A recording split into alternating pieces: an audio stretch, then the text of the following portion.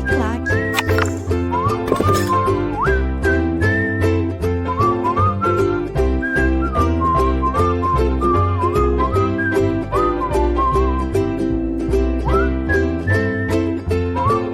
Olá, meus amigos, minhas amigas, sou o professor Luiz Antônio de Carvalho e com muito prazer, muita satisfação, estou aqui para ministrar mais uma super aula para vocês, um assunto muito gostoso, um assunto muito tranquilo, um assunto que revela a vocês que eu gosto muito de explicar. Você sabe por quê?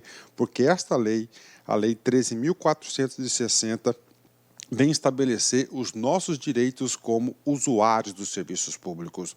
É uma lei bastante inovadora, é uma lei muito importante, uma lei com certeza aí, dada a sua importância, será cobrada nos concursos públicos e acredito que sempre teremos agora uma ou outra questão sobre essa lei. Por isso que o professor preparou uma super aula para vocês, uma aula que eu tenho certeza absoluta, que no final da aula você vai fechar os seus olhinhos, vai olhar para trás e falar assim, realmente eu consegui entender, consegui compreender o objetivo dessa lei. Então vem comigo, vou explicar para vocês.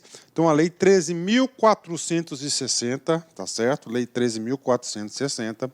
Eu vou colocar aqui essa lei, tá? Para vocês, ó, a Lei 13.460 de 2007. Professor, o que diz essa lei? Vem comigo aqui, ó, a ementa da lei. Isso aqui, ó, esse cara aqui chama-se ementa da lei. Professor, qual que é o trabalho da ementa da lei? A ementa da lei vai descrever o objetivo dessa lei, o que ela vem regulamentar. Então, ela vai dispõe sobre a participação, proteção, defesa do usuário, dos serviços públicos e da administração pública. Então, essa aqui é uma lei muito importante. Uma lei que eu digo para vocês que já na ementa, eu gosto muito desse tipo de lei, que não tem a virgulazinha e fala assim, e dá outras providências, né? Professor, o que significa essa e dá outras providências? Significa dizer que além dessa regulamentação específica daquele assunto que é dispor sobre a participação do usuário na prestação dos serviços públicos, que essa que é o objetivo principal da lei, ele vai trazer outros dispositivos estranhos a esse assunto. Ou seja, essa aqui é uma lei que vem regulamentar sobre a participação, proteção e defesa dos direitos do usuário. Professor, e aí, professor?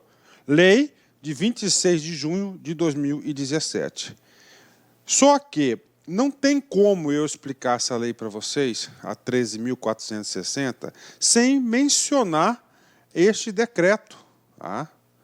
Olha só, decreto 90/94 de 2017. O que diz esse decreto? Olha só, lei de junho e decreto de julho. Dispõe sobre a simplificação do atendimento prestado aos usuários dos serviços públicos, ratifica a dispensa do reconhecimento de firma e da autenticação de documentos produzidos no país, institui a Carta de Serviços do Usuário. Vem comigo aqui, olha só, deixa eu colocar aqui um negócio aqui muito importante, ó, colocar uma vírgulazinha. Então, essa lei aqui, só para vocês entenderem, para fazer essa introdução, para a gente começar a explicar artigo por artigo da lei, a Lei 13.460 tem alguns dispositivos muito importantes. Tá? Entre eles, tá? Ele traz aqui, ó, cartório, ok? Ó. O que ele traz no cartório aqui? Ó? Eu vou colocar aqui, ó, boa fé. Né? Significa dizer o seguinte, que a Lei 13.460, um dos parâmetros do atendimento, uma das diretrizes de quem está atendendo o usuário dos serviços públicos, diz o seguinte, olha, agora você é tratado aqui como boa-fé. Se você é boa-fé, você está lá para frente, você quer fazer um requerimento para determinado serviço público, né? Um requerimento. O que acontece? No órgão qualquer, lá está exigindo lá o reconhecimento de firma ou cópia autenticada, sendo que você está ali, mostrou os documentos comprobatórios, o agente público pode pegar o RG, olhar, pedir para assinar, conferir a assinatura, ou seja, é você. Só que hoje a burocracia, ele não trata o usuário com essa extrema boa-fé. Então ele fala assim para ele, olha, você tem que ir lá, tá certo? Você tem que ir lá e no cartório e autenticar, né? Ou seja, a Lei 13.460, ele vem o seguinte, ele fala o seguinte, negativo. Agora, o usuário é detentor de boa-fé, salvo o contrário, né?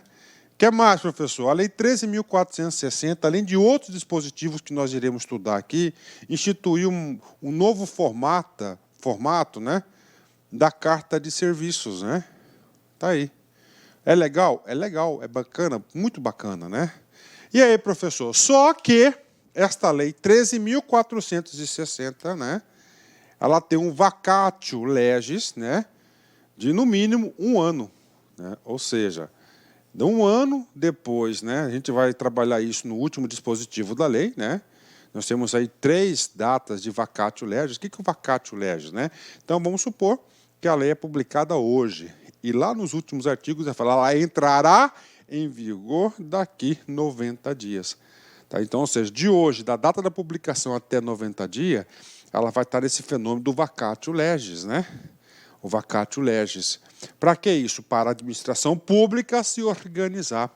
Então, a administração pública ela vai se organizar. Então, é o seguinte, ele passou, a maioria dos órgãos públicos, a União, os estados aí, e os municípios, salvo engano, maiores de 360 mil pessoas, né? Eles passarão a obedecer essa lei num prazo de 1 ano. Só que aí veio o decreto, tá certo? O decreto aqui da federal, né? Federal, especificamente para a União, né? Poder executivo,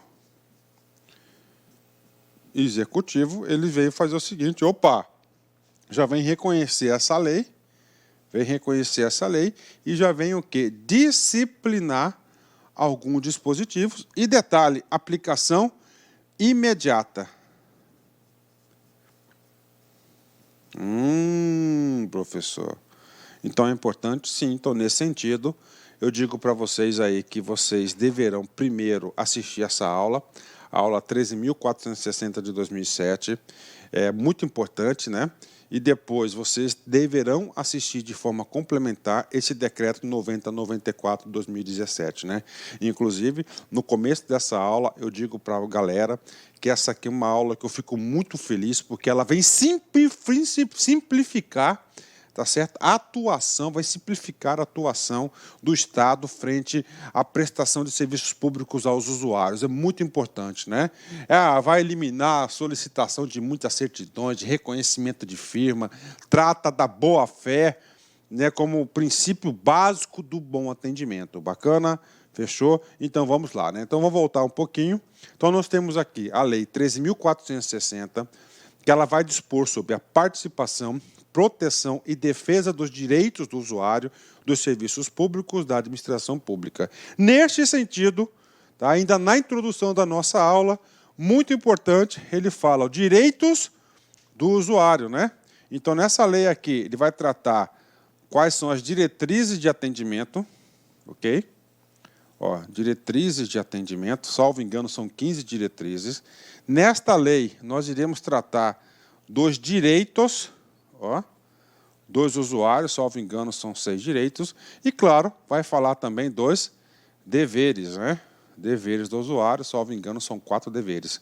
Então, isso aqui é potencial questão de prova, né? Então, a lei vai tratar sobre isso, só que a lei, como disse para vocês, ela tem um vacatio legis, ou seja, ela vai entrar em vigor daqui a 1 ano. Né? Então, isso aqui é a lei, né? 13.460. Com certeza, com base nos ditames dessa lei, tá, foi editado o decreto 9094, de 17 de julho de 2017, que diz o seguinte, dispõe sobre a simplificação do atendimento prestado aos usuários dos serviços, ratifica, ou seja, confirma, a dispensa de reconhecimento de firma e da autenticação de documentos produzidos no país. Professor, ratifica em base de qual documento? Da Lei 13.460. E institui a Carta de Serviços ao Usuário, dispositivo esse aí, que também previsto na Lei 13.460. Então, vamos lá, né? Como eu disse para a galera, esta aqui é uma aula, é uma lei, aliás, que não tem aquele dispositivo e dá outras providências. Quando você estuda uma lei que não tem esse tal de e dar outras providências, o legislador ele procura o quê? Sempre regulamentar, legalizar aquela situação da forma exaustiva, o máximo possível. E com isso, olha só a abrangência dessa lei, dessa prestação de serviços, ela foi toda estruturada em capítulos, são 7 capítulos. Eu gosto de passar sempre essa estrutura de capítulo para que o aluno tenha uma visão sistêmica do assunto. Quando você tem uma visão sistêmica do assunto, você particiona esse conteúdo gigantesco e você consegue fixar com mais cuidado, né, com mais detalhes, com mais profundidade. Temos aqui o capítulo 1º, disposições preliminares. Nessa vida de concurseiro profissional, eu digo que a maioria das questões de legislação específica são elaboradas nas disposições preliminares, porque ali passa alguns princípios, algumas situações gerais a serem aplicadas no decorrer de toda a lei, por isso que é muito importante. O capítulo 2º, que é o mais longo de todos, ele vai tratar dos direitos básicos e deveres dos usuários. Nesse capítulo 2º, são 4 pontos importantes, tá? Primeiro ponto importante, eu vou colocar aqui na sigla, né? Vai definir as diretrizes, vai definir os direitos, os deveres e vai criar a tal da Carta de Serviços, né? Olha aí. Todos esses dispositivos previstos aonde? Previsto no capítulo 2º da lei. Muito importante isso aí, né? Potencial questão de prova, com certeza. O capítulo 3º, ele vem falar das manifestações. Professor, o que vem a ser das manifestações, né? Manifestações manifestações, quem manifesta, é alguém que manifesta alguma coisa, não é isso? Quem é esse alguém? É o usuário dos serviços públicos, né? Inclusive, este conceito de usuário, no capítulo 1º, que é das disposições preliminares, voltando só um pouquinho, aqui ele vai conceituar muitos pontos importantes, vai conceituar quem são os usuários, vai conceituar o serviço público, agente público, não é isso? Então, olha só, ele veio a parte de conceitualização também. Então, manifestação de quem? Dos usuários. Olha aí, ó, dos usuários vai manifestar sobre o quê? Sobre os serviços públicos. Professor, o que é essa manifestação? Exemplos, denúncias, sugestões, reclamações, elogios, ou seja, são todas essas espécies e formas de manifestação. É claro que essa lei, seguindo a tendência aí, no contexto brasileiro hoje de simplificação, vai facilitar o máximo possível para as formas que você pode se manifestar. E claro que também, dentro dessa estrutura de prioridade de atendimento, tá, o que acontece? Tem que ter alguém responsável pela gestão do atendimento. Alguém responsável pela gestão do atendimento. Professor, quem que vai ser responsável, a princípio, a via de regra, na gestão do atendimento? Está aqui, ó, as ouvidorias, né? Ou seja, trouxe, tá certo? Trouxe mais um produto, mais um serviço a ser prestado para a ouvidoria. Então, a ouvidoria vai ser aí o responsável aí, pela gestão da qualidade do atendimento, né? Bacana, quer mais? Aí vamos lá, a ouvidoria, né, ao longo do tempo, nós vimos que a ouvidoria já está passando por vários aperfeiçoamentos aí, né? Então, mais um, né? Outro, dos conselhos de usuários, atenção, isso aqui é elemento novo criado pela lei, tá? Elemento novo criado pela lei, né? Rapaz, pode ter certeza, daqui a pouco tempo, todos os concursos públicos do município, estado e governo federal estarão cobrando essa lei, com certeza, né? Então, Conselho dos Usuários, a gente vai falar desse conselho, as regras gerais do conselho. É claro que a lei vai remeter a criação desse conselho para cada ente da federação e cada poder da federação, né? Capítulo 4, né? 6º, perdão. O foco aqui é o atendimento, né? O atendimento que é melhoria. Então, ele traz aqui a previsibilidade, atenção, da avaliação continuada dos serviços públicos, ou seja, também novo esse dispositivo aqui, né? Aqui já obriga os órgãos, pelo menos uma vez por ano, a efetuarem pesquisas de avaliação. E, finalmente, nas disposições finais e transitórias desta lei. No tocante do último capítulo, das disposições finais e transitórias, um dos dispositivos mais importantes deste capítulo trata-se especificamente de quê? trata lá do vacatio legis, né? Ou seja, o tempo necessário para que a lei vai entrar em vigor. Quando que ela vai passar a entrar em vigor? Até entrar em vigor, ele fica nesse estado de vacatio legis. Bacana? Então, essa aqui é a estrutura da lei. Feito essa consideração, né, vamos aqui para o primeiro capítulo, o artigo 1º. Vamos lá. Esta lei estabelece normas básicas para, olha só, qual que é o objeto da lei? Normas básicas para participação, proteção e defesa dos direitos dos usuários dos serviços públicos prestados direta ou indiretamente pela administração pública, né? Vamos lá, coisas importantes, né? Então, participação. Participação, como que a lei vai garantir a participação? No meu modo de ver, nessa lei aqui, ele traz 2 pontos importantes, né? Primeiro ponto de participação, ele vai criar o quê? Ele vai criar os conselhos, né? Os conselhos dos usuários. Você vai participar dessas normas básicas e, além da participação dos conselhos, o direito da garantia da manifestação, né? Proteção e defesa dos direitos, né? A proteção e defesa são 4 pontos importantes, né? Eu já disse para vocês, são as diretrizes, são os deveres, são os direitos e a carta de serviços, né? Agora, uma coisa importante, professor, essa parte de atendimento dos serviços públicos prestados por quem? Pela administração pública. Pela administração pública, ou seja, isso aqui não abrange, tá certo? Não abrange aqui, a princípio, os serviços prestados pelas empresas privadas, né? E na administração pública vai atender, direta e indireta. Professor, quem que são as indiretas? Empresas públicas, sociedade de economia mistas, fundações públicas e autarquias. Então, isso aqui é a lei, né? Neste sentido, vem o parágrafo 1º, tá? O parágrafo 1º vai definir a abrangência desta lei, tá? Desta lei. Vamos lá. O disposto nesta lei aplica-se à administração pública direta e indireta da União, dos Estados, do DF e dos municípios, né? Nos termos do inciso 1º do parágrafo 3º do artigo 37 da Constituição Federal, né? Voltando aqui, gente, qual que é o trabalho do parágrafo 1º? Fala o seguinte, olha, essa aqui é uma lei federal, uma lei nacional, perdão. Quem estará sujeito à obediência dessa lei? Aí ele falou, todo mundo, todo o poder público, olha só, a União, os Estados, Distrito Federal, municípios, nos termos do inciso 1º. Então, ela é uma administração pública direta e indireta. Quando ele fala administração pública direta e indireta, entende-se também todos os poderes. Então, está aqui a administração pública direta e indireta da União, dos Estados, do DF, dos municípios, deverão obedecer essa lei. Então, olha só, mais um reforço para vocês, mais uma informação que essa lei aqui provavelmente vai ser cobrada em todos os concursos públicos, inclusive para militares, pode ter certeza disso. Agora, uma coisa que eu chamo a atenção para vocês, né?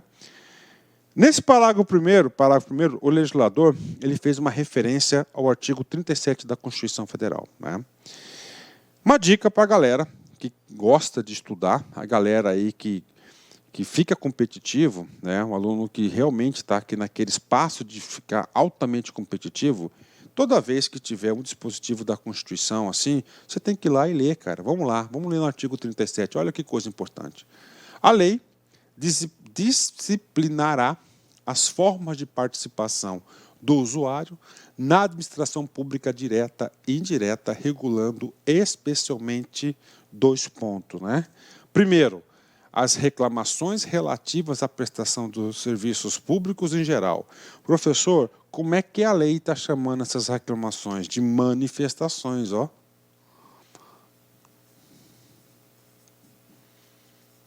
Olha aí, né?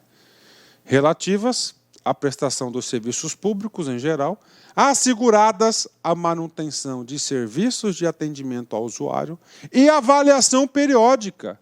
Olha aí, cara, esta lei trata exatamente sobre isso, avaliação periódica, anualmente, através de pesquisa, a gente vai estudar nessa aula, externa e interna da qualidade do serviço público. Por que fazer a avaliação? Para manter a qualidade incluído, né?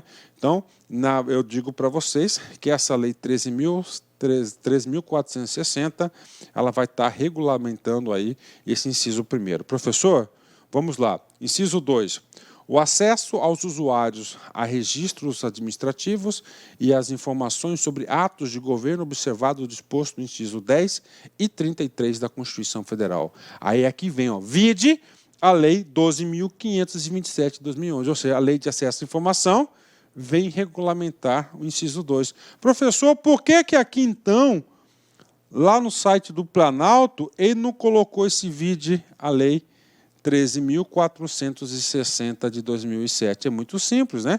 Porque esta lei ainda não está em vigor. Ela está naquele processo de vacatio legis.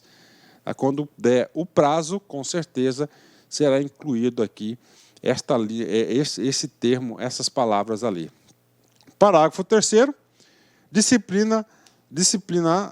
a disciplina da representação contra o exercício negligente ou abusivo de cargo, emprego ou função da administração pública, aqui é o abuso de poder. Bacana? Então está aqui, pronto para vocês, né? Ou seja, esta lei também tem o objetivo de quê? De regulamentar, de normatizar o artigo 37, parágrafo 3º, inciso 1º da Constituição Federal. Não tem jeito, cara. O estudo nosso aqui, ele é completo, ele é detalhado, é para você realmente fixar o conteúdo. E uma forma que o professor Luiz, que eu utilizo para enriquecer a aula, é o seguinte: eu sempre gosto de fazer esses insights, né? Falo um pouquinho de técnica legislativa, da Constituição, de outros conceitos, para quê? Para que você entenda que quando você estuda para concurso, você tem que ficar sempre antenado. Então, você tem que entender o seguinte, que ó, ele é integrativo, cara. As ciências elas vão se interlaçando para formar um conhecimento. Ok? Vamos lá. Parágrafo 2º. Perdão. A aplicação desta lei não afasta a necessidade do cumprimento do disposto. Ou seja, essa aqui é aquela lei que eu disse que não tem e dá outras providências. Uma das características dessa lei é que o legislador tenta fazer uma regulamentação exaustiva dentro de só um regulamento. Só que aí, no parágrafo 2º, ele traz uma exceção, aliás, duas exceções. O que ele faz aqui? Olha só. Em normas regulamentadoras específicas, quando se tratar de serviço ou atividades sujeitos a regulamentação ou supervisão, né? Por exemplo, aqui você põe serviço de energia, tá? Serviço de energia. Então, quem que regulamenta o serviço de energia? Quem regulamenta o serviço de energia é a Anatel, né? Anael. Então é o seguinte, aquelas regulamentações específicas para a prestação desse serviço continuam valendo. Não serão revogadas em conformidade dessa lei aqui. E, finalmente, né, deixou bem claro aqui a Lei 8.078. Professor, o que é a Lei 8.078? Agora é uma anotação que você tem que fazer. É o CDC, Código de Defesa do Consumidor, né? Então, na Lei 8.078, de 11 de setembro de 90, quando caracterizada a relação de consumo, né? Já a relação de consumo será regulamentada pelo Código de Defesa do Consumidor. Então, nós temos aqui a aplicação dessa lei. Então, a lei ela é uma lei que ela vem trazer pontos importantes sobre a garantia dessa prestação de serviços públicos, mas nós temos essas duas ressalvas, né? E o parágrafo 3º, nós temos outra ressalva, né? Vamos lá, gente. Esta lei, qual que é o foco? Qual que é o público-alvo para o cumprimento dessa lei? Gente, é o poder público. Quem que é a administração pública? É a administração pública direta e a administração pública indireta. Esse é o foco principal, tá? Só que no parágrafo 3º, colocou uma possibilidade de aplicação desta lei no serviço privado, no serviço particular. Aplica-se subsidiariamente o disposto nesta lei aos serviços públicos prestados por particular, né? Aqui nós temos que explicar algumas coisas para vocês, que você não vai só utilizar para esta aula, para outros assuntos também, inclusive na sua vida, no dia a dia da sua vida, uma vez ou outra, você vai precisar desse conhecimento. Gente, esta lei, o foco principal é a administração pública. É a administração pública. Então é isso? É o governo, a administração pública direta e indireta. Está lá. Só que aqui ele fala subsidiariamente, né? Quando a gente fala subsidiariamente, significa dizer em segundo plano, né? Como assim, professor? Tem as leis que vêm regulamentar o serviço público ou prestação por particular, tá? Gente, se é por particular, aqui não é o Estado, aqui não é a administração pública, é outra pessoa. Então tá lá. Então quando ele fala subsidiariamente, significa dizer o seguinte: em uma situação concreta, tá? Numa situação concreta, não tem regulamentado tal situação. Aí esta lei pode ser aplicado em segundo plano para a solução do caso concreto, do caso particular. Entenderam? Agora, professor, se fosse, trocasse essa palavra de subsidiariamente pela palavra complementariamente, complementar, de forma complementar, aí é o seguinte, de forma complementar é o quê? Primeiro, o que você faz? Você vai aplicar a lei original, aquela lei que regulamenta aquela situação. Pronto. Depois que você aplicou essa lei 01, aí você vai ter obrigado a aplicar a lei 02 para complementar a lei 01. Quando é subsidiariamente, você só vai aplicar essa lei subsidiária quando não for resolvido o conflito ou a situação da lei original e da lei complementar. Você vai só subsidiariamente. Então, essa aqui é... Gente, isso pode despencar em concurso público. O examinador pode colocar diversas situações. Bacana? Então, é o seguinte, vamos lá. Na prestação dos serviços públicos, né, a aplicação da lei é obrigatória. Está aí. A aplicação da lei é obrigatória, né? Professor, e aqui? Essa item 1, ela vai ser uma forma complementar, vai ter que ser aplicada de forma complementar. E, claro, deu relação de consumo, além de ser complementar, ela vai ser obrigatória, porque caracterizou o quê? A relação de consumo. Já para o particular, ela vai ser subsidiariamente. Bacana? Vamos para frente, né? Cara, não tem jeito, cara. Eu gosto de explicar, cara, em detalhes, para realmente o aluno aprender. Parágrafo 2º, né? Muito importante. Pode anotar aí o nome do parágrafo, do artigo 2º, conceitos. Então, ele vai trazer os conceitos, olha só. Para os fins desta lei, consideram-se, vamos lá, usuário. Então, aqui ele vem padronizar o conceito de usuário no Brasil.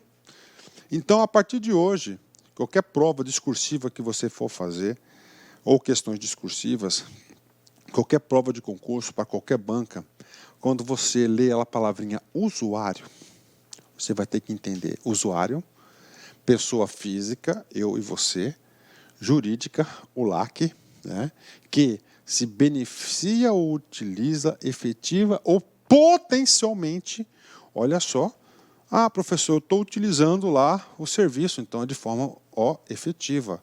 Só que o legislador aqui colocou de forma ampla, potencialmente, ou seja, você não está utilizando esse serviço público, mas poderá, você está apto para utilizar de serviço público. Então, isso que vem a ser usuário, né? Vamos de novo, pessoa física ou jurídica que se beneficia ou utiliza efetiva ou potencialmente de serviço público. Então, este é o conceito oficial de usuário do serviço público. 2, serviço público, conceito oficial, atividade administrativa ou de prestação direta ou indireta de bens ou serviços à população exercida por órgão ou entidade de administração, da entidade de administração pública. Eu quero ver se você está entendendo. Estou perguntando para você. Eu quero 2 exemplos, tá?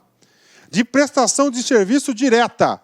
Eu quero um serviço público de prestação direta. 2 exemplos. Vou colocar aqui, educação. Como assim, professor? Educação. Coloco lá para vocês, educação, escola municipal Maria Severina, está lá, né? O quê? Uma prestação de serviço público de forma direta.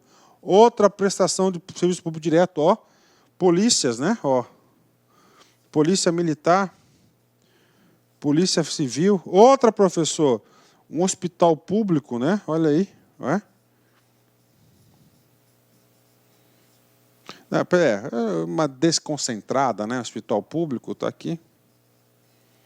Outro professor, o serviço público direto. Olha, ó, Cefaz, Secretaria de Fazenda, ó, Secretaria da Receita Federal.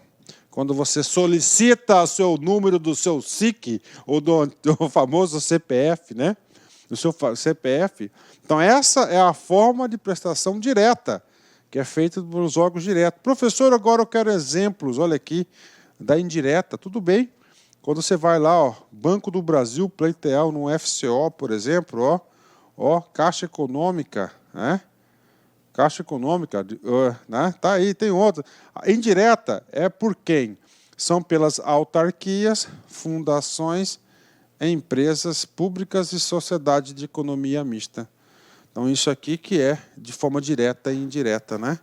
Puxa vida, professor, recordei um pouquinho aqui sobre direito administrativo. Aí, bacana, 10, né?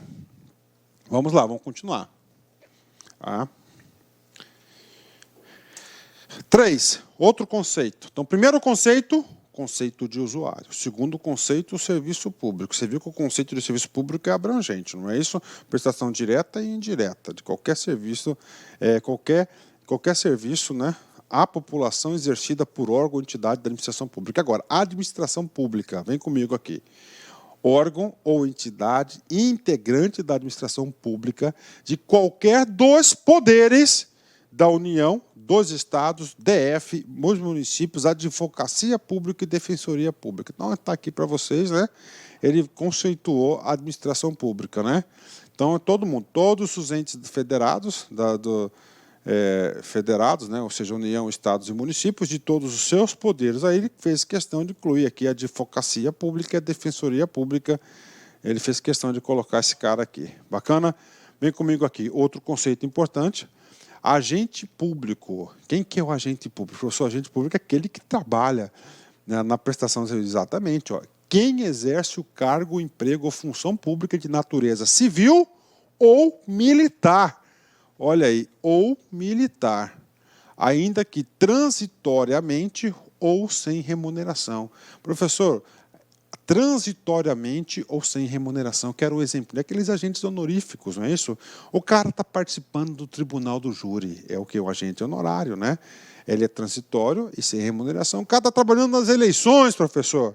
Mesário, transitório. Então, ele é considerado um agente público. Então, de novo, quem que é agente público? Quem exerce cargo, emprego, cargo para administração pública direta, autarquias e fundações, emprego para as empresas públicas e sociedade de economia mista, função pública, ele está ocupando um cargo público, dou um exemplo aqui de natureza aí, comissionada, né? Pode ser civil ou militar, ainda que transitoriamente ou sem remuneração. E, finalmente, o último conceito, o conceito das manifestações, né? O conceito das manifestações, eu vou chamar isso aqui de novidade dessa lei. Claro que isso não é novidade, mas a forma que ele está tratando aqui é muito interessante. Você viu lá na Constituição, ele colocou reclamações, né? A manifestações, ele vem ampliar. O que é uma manifestação? Quem que vai manifestar? É o quê? O usuário do serviço público, né? Então, o que ele vai manifestar? Manifestações, quem são? Atenção, reclamações, denúncias, sugestões, elogios e demais pronunciamentos dos usuários que tenham como objetivo a prestação de serviços públicos e a conduta de agentes públicos na prestação e fiscalização de tais serviços, ou seja, conceito de manifestações. Vamos para frente, professor? Vamos para frente, né? Parágrafo único da parte de conceitos. O acesso do usuário a informações será regido pela Lei 12.527, né? O aluno concurseiro sabe que nós temos uma lei, tá? Que é chamada de LAI, né? O que é LAI, né? LAI é a Lei 12.527.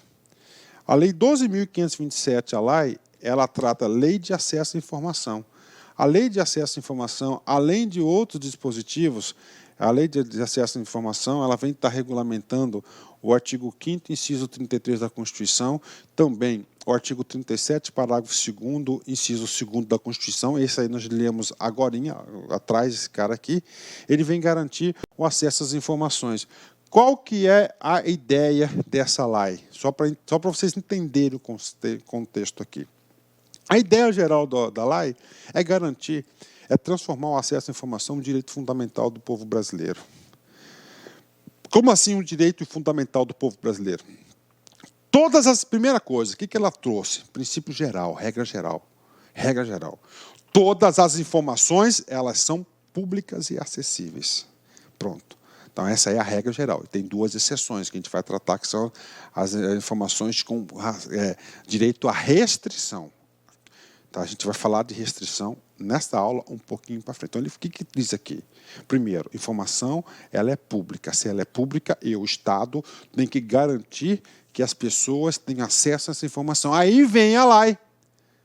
Tá? O que ela faz? O acesso do usuário a informações será regido pelos termos. Então, aqui você pode peticionar, solicitar informações aí.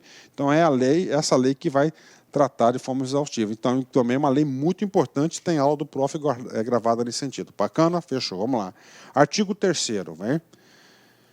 Com periodicidade mínima anual, cada poder e esfera de governo publicará o quadro geral dos serviços públicos prestados, que especificará os órgãos, as entidades responsáveis por sua realização e a autoridade administrativa a quem estão subordinados ou vinculados. Né? Então, aqui fala que todo ano, uma vez por ano, todos os poderes e órgãos deverão publicar os seus serviços. Né? Aí você pode colocar no seu caderninho, coloca aí em algum lugar, escrever carta de serviços. Carta de serviços, a gente vem complementar esse dispositivo do artigo 3º, inclusive nessa aula. Né? Parágrafo 4º. Muito importante, vem comigo aqui. Os serviços públicos e o atendimento ao usuário serão realizados de forma adequada, observados os princípios regularidade, continuidade, efetividade, segurança, atualidade, generalidade, transparência e cortesia. Né? Olha aí, ó, 8 princípios. Né? E aí, professor, cara, experiência de concurseiro. Toda vez que no texto da lei traz a palavrinha princípios, cara, você tem que ler esse cara, você tem que estudar de forma exaustiva, que você vai ser potencial questão de prova. Os de serviços públicos e o atendimento. O cara vai perguntar quais são os princípios dos serviços públicos. Olha, A, regularidade. B, continuidade. Efetividade, segurança, atualidade, generalidade, transparência e cortesia. Esses são os princípios da administração pública, tá certo? Esses são os princípios da administração pública, né? Tá aí para vocês, né? Muito importante, né? Então você tem que ter esse cara na cabeça, potencial questão de prova, né? E detalhe que esses aqui são os princípios não só dos serviços públicos, mas também do atendimento ao usuário, tá? Pronto, né? Concluímos aqui essa primeira parte do capítulo 1º, o capítulo 1º, que são das disposições gerais. Agora a gente vai entrar no capítulo 2º, que são dos direitos básicos e deveres dos usuários. Né? Olha que coisa interessante, né? A lei colocou bem claro, ó, dos direitos básicos. Né? Quando o legislador ele denomina assim, ó, direitos básicos, significa dizer que os usuários não terão apenas esses direitos aqui garantidos. Né? Esses direitos aqui garantidos são direitos básicos, mas ele pode ter outros direitos, principalmente aqueles específicos, né? E deveres dos usuários. Vem comigo aqui. Primeiro, vamos lá, antes da gente entrar em detalhes, o que você vai estudar nessa lei aqui? Você vai estudar aqui, ó, vem comigo aqui. Ó. Você vai estudar as diretrizes, está aqui, olha aí, ó, as diretrizes, né? Salvo engano, são 15 diretrizes. Tá? Você vai estudar os direitos. Salvo engano, 6. Né? E você vai estudar os deveres. Salvo engano, 4. E mais a carta de serviços.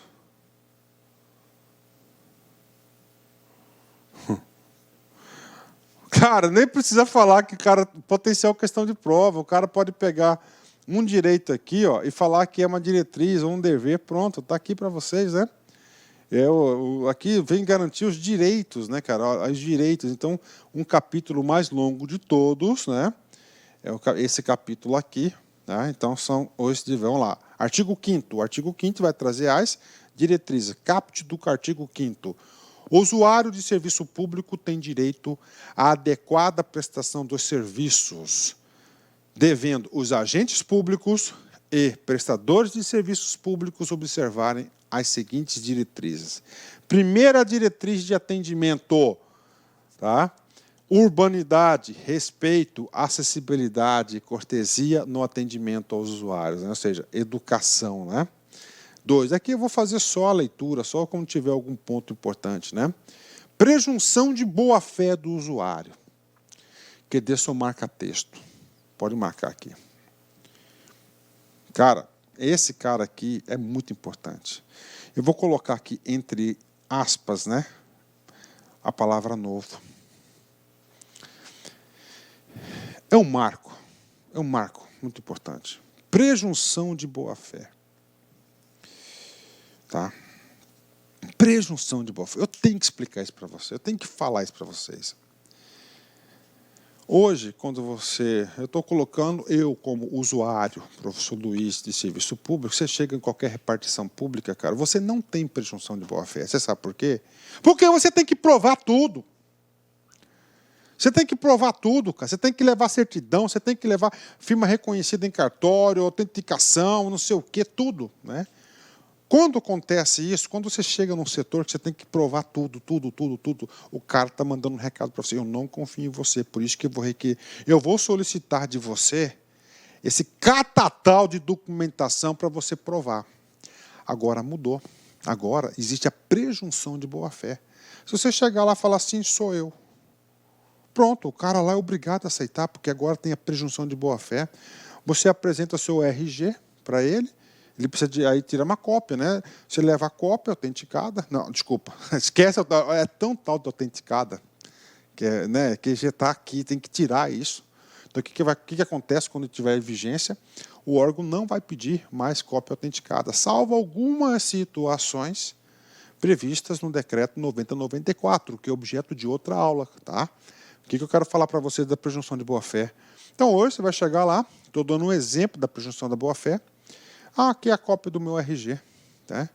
Aí, o agente público, ele vai olhar, você pode apresentar o original, apresentou o original, ele ali já dá kit, confere com o original, pronto, acabou. Antes ele não podia fazer isso, né? Antes ele tinha que ir lá no cartório. Então, a presunção de boa-fé do usuário. Cara, eu tenho certeza absoluta que este item não vai cair em concurso, vai despencar, tá? Despencar. Neste sentido, faço mais um apelo para vocês. Se vocês realmente quiserem o real entendimento dessa lei, tem que assistir a aula do decreto 9094. Mesmo que não esteja no seu edital, eu recomendo que você assista essa aula. Olha lá, 40 minutos de aula só, né? Então, segunda diretriz, você sempre vai ser atendido agora com presunção de boa-fé, salvo prova em contrário. É claro, se você agir de má-fé e descobrir, você vai perder todos os direitos e vai ser penalizado, né?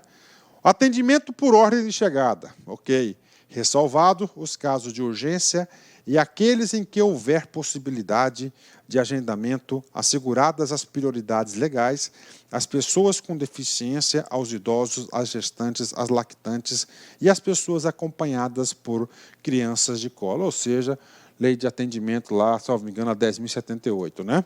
Adequação entre os meios e fins, vedada a imposição de exigências, obrigações, restrições e sanções não previstas na legislação. Ou seja, o órgão somente vai poder te cobrar o que está na legislação. O que não tiver na legislação não pode ser cobrado, né? Inciso 5º, igualdade no tratamento aos usuários.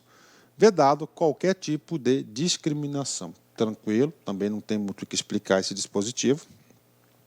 Cumprimento de prazos e normas procedimentais, né? Na Carta de Serviços ao Cidadão, que a gente vai ler daqui a pouco, lá diz isso. Então, o órgão é obrigado a publicar quais são os serviços que eles vão oferecer, desses serviços que vão oferecer, qual que é o prazo aí para o atendimento, né?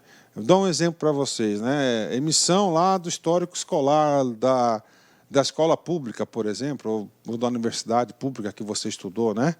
Então lá a universidade, a Secretaria de Educação, sei lá, o órgão competente que esteja vinculado a essa entidade, né? Deverá o quê? Publicar, por exemplo, o seu serviço, né? Emissão do histórico escolar. É um serviço, tem que colocar quais são os requisitos para solicitar esse serviço e o prazo para o atendimento. Tá aí para vocês, né? Bacana? Definição, publicidade e observância de horários e normas compatíveis com um bom atendimento ao usuário. Adoção de medidas visando a proteção à saúde e à segurança dos usuários. Ok? Lá o local de atendimento tem que estar de acordo com as normas aí de proteção à vida, né? 9. Tá? Importantíssimo, coloquei até em destaque. Autenticação de documentos pelo próprio agente público, à vista dos originais apresentados pelo usuário. Vedada a exigência de reconhecimento de firma, salvo em caso de dúvida de autenticidade. Então, olha aí, né? Olha a presunção da boa-fé, né? Uma das consequências da presunção da boa-fé, né? Agora, se tem dúvida da autenticidade daquele documento, aí você tem que realmente pedir, né? Ele está autorizado. E aí, professor? Aí, quem vai estar regulamentando isso aí, tá certo? É o decreto 9094 de 2017, né? Um decreto maravilhoso esse cara aí. Bacana? Vamos lá. 10. Manutenção de instalações salubres, inseguras, sinalizadas, acessíveis e adequadas ao serviço e ao atendimento. Questão de concurso, pegadinha, né? O cara vai lá. Atividades insalubres, né? Ele coloca a palavra insalubres, né? Já invalidou. É o quê? Salubres, né? Vamos lá? 11. Eliminação de formalidades de exigências cujo custo econômico ou social seja superior ao risco envolvido, né? Então, sem formalidades. O decreto também fala bastante sobre isso, vai especificar, né? Observância aos códigos de ética ou de condutas aplicáveis às várias categorias de agentes públicos. É claro, todo ente público hoje praticamente tem o seu código de ética, tem que observar o código de ética. Aplicação de soluções tecnológicas que visem simplificar processos e procedimentos de atendimento ao usuário e propiciar melhores condições para o compartilhamento das informações, né? Ou seja, obriga aí o uso da tecnologia para melhorar o atendimento. 14. Utilização de linguagem simples e compreensível, evitando o uso de siglas, jargões e estrangeirismos, né? Ou seja, que a comunicação rápida, objetiva, clara. E, finalmente, vedação da exigência de nova prova sobre o fato já comprovado em documentação válida apresentada, né? Pode marcar esse outro item 10, cara. Eu vou ler de novo, ó. Vedação da exigência de nova prova sobre o fato já comprovado em documentação válida apresentada, né? Vamos supor o seguinte: você tem que apresentar um documento para provar tal situação no início do processo. Então, você foi lá e fez isso. Pronto. E aí, prof? Cara, já aconteceu comigo de eu levar várias vezes aquele documento. Agora não, você só prova uma vez, né? Olha aí, é fantástico isso aqui, essa lei, né? Falamos das diretrizes, agora a gente vai falar dos direitos. Direitos básicos, é importante dizer. Quando ele coloca direitos básicos, significa dizer que o sujeito não terá somente esses sujeitos, os usuários não terão somente esses direitos. Esses aqui são os direitos básicos. Primeiro direito básico: participação no acompanhamento da prestação e na avaliação dos serviços públicos. Você pode participar, né? 2. Obtenção e utilização dos serviços com liberdade de escolha entre os meios oferecidos e sem discriminação. 3. Acesso à obtenção de informações relativas à sua pessoa constante nos registros ou bancos de dados, observado o disposto no inciso 10 do caput do artigo 5º da Constituição Federal e a Lei 10.527. Já vou aproveitar e vou falar outro gancho e vou explicar o 3 e o 4 de forma conjunta. Proteção às suas informações pessoais nos termos da Lei 12.527. Agora vamos explicar em detalhes esse cara aqui. Vem comigo aqui. Acesso à obtenção de informações relativas à sua pessoa constante nos registros ou bancos de dados. Ou seja, o que acontece, cara? Informação que diz respeito a você, tá? Ó, a informação que diz respeito a você, tá? A sua pessoa, você tem acesso. É você.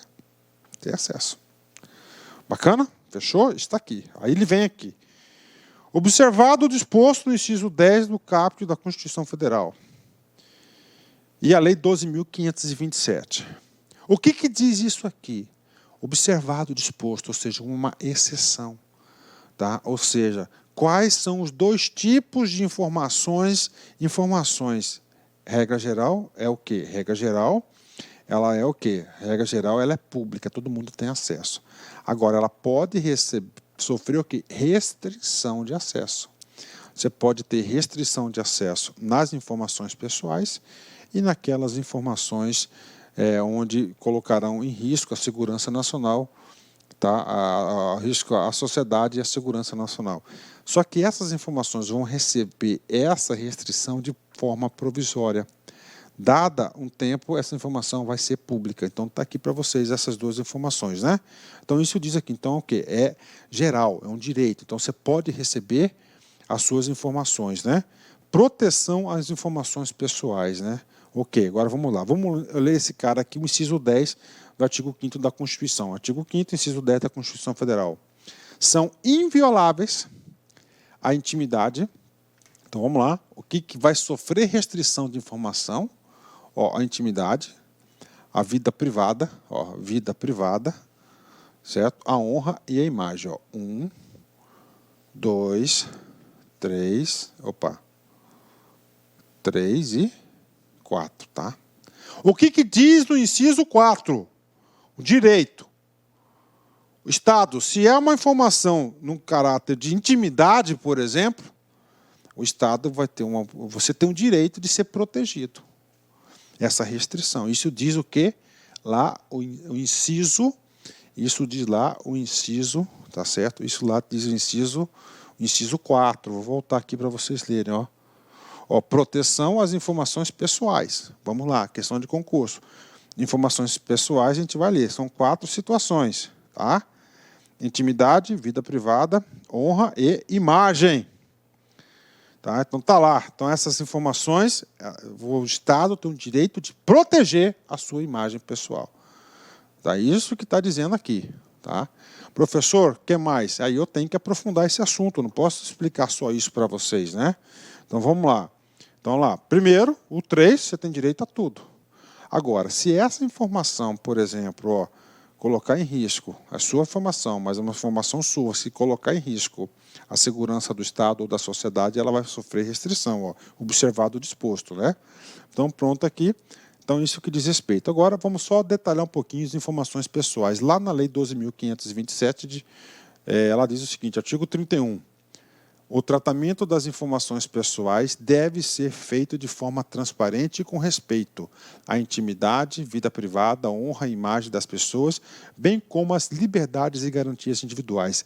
Vai ao encontro de quê? Do artigo 5º, inciso 10º da Constituição. As informações pessoais a que se refere este artigo relativas à intimidade, vida privada, honra e imagem. Gente, questão do concurso. O que é informação pessoal? Intimidade, vida privada, honra e imagem.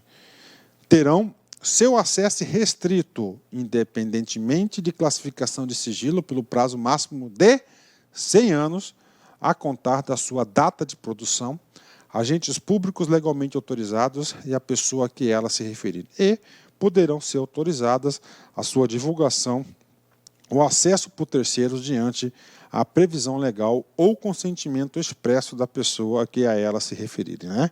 Então, esse aqui é o item de proteção da informação privada. Quarto direito do usuário. Atuação integrada e sistêmica na expedição de atestados, certidões, documentos comprobatórios e regularidade. E aí, professor? Aí, mais uma vez, parece ser repetitivo, né? Mas o que vem garantir o seu direito é o Decreto 90/94. Ele fala muito sobre isso. Eu quero um exemplo aqui, tudo bem. Eu vou dar o meu exemplo, tá? Uma analogia para vocês e depois eu vou ampliar mais esse exemplo da aplicação desse direito. Olha que coisa boa para nós. Eu fui renovar o meu passaporte das minhas crianças. Cheguei lá na hora, tem que apresentar o título de eleitor, nada autenticado, tá certo? Nada autenticado, porque o decreto 90/94 já está valendo, tá? Nada autenticado. E eu esqueci aqueles canhotinhos de eleição, tem aqueles trocinhos que você vai lá, cara do céu. Eu esqueci aquele canhotinho, cara. E aí, professor? Aí falei, puxa, vou ter que agendar de novo. Aí, a própria atendente, como o sistema é integrado, certo? Ela entrou lá no sistema da Justiça Eleitoral e tirou a certidão e passou. Pronto, está aí.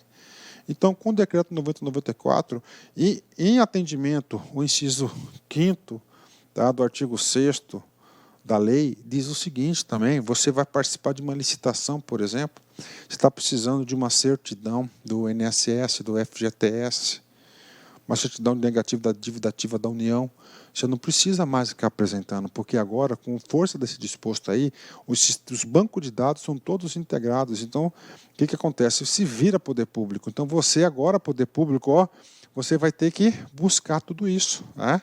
Então, você vai ter que buscar a informação do seu cliente, do seu usuário do serviço público nos outros bancos de dados, sem ficar oprimindo o cara lá. Vai na órgão, volta em tal órgão. Chegou lá, venceu ontem a sua certidão do INSS. Aí você volta com o processo. Agora não, como o INSS é governo, o agente público tem a obrigação de ir lá e buscar. Pronto, 10. Maravilhoso, está aí, né? Obtenção de informações precisas e de fácil acesso em locais de prestação de serviço, assim como a sua disponibilização na internet, especialmente sobre direito, né? Horário de funcionamento das unidades administrativas, serviços prestados pelo órgão ou entidade de sua localização e a indicação do setor responsável pelo atendimento público, acesso ao agente público ou ao órgão encarregado de receber a manifestação, situação da tramitação dos processos administrativos que figure como interessante e, finalmente, o valor das taxas e tarifas cobradas pela prestação dos serviços, contendo informações para a compreensão exata da extensão do serviço prestado. Então, aqui são os 6 direitos do usuário. Se na prova colocar consumidor, está errado, aqui é o usuário, uma lei específica, né? Artigo 7º, vem comigo aqui. Os órgãos e entidades abrangidos por esta lei divulgarão a carta de serviços ao usuário. Então, olha aí, tá? Deu um upgrade aqui a carta de serviços ao usuário. Parágrafo 1º. A carta de serviços ao usuário tem por objetivo informar o usuário sobre os serviços prestados pelo órgão ou entidade, as formas de acesso a esses serviços e seus compromissos e padrões de qualidade de atendimento ao público. A carta de serviços ao usuário deverá trazer informações claras e precisas em relação a cada um dos serviços prestados, apresentando, no mínimo, informações relacionadas ou seja, a carta de serviço é o quê? Vai ser um documento onde vai passar todas as informações relevantes do serviço prestado pelo órgão. Esse é o objetivo dela. Vai ter serviços oferecidos, requisitos, documentos, formas, informações necessárias para acessar o serviço, né? Porque, às vezes, para você solicitar um serviço público, você tem que ter o quê? Um requisito. Tá? Quais documentos que você deve apresentar, qual que é a forma de apresentação, tá? Quais informações necessárias para acessar o serviço, principais etapas para o processamento do serviço, ou seja, vai ter um fluxo, né? Vai ter uma visão processual modernizado já em relação a isso, previsão do prazo máximo para a prestação do serviço, muito importante isso, forma de prestação de serviço e, finalmente, o último requisito da Carta de Serviços ao Cidadão.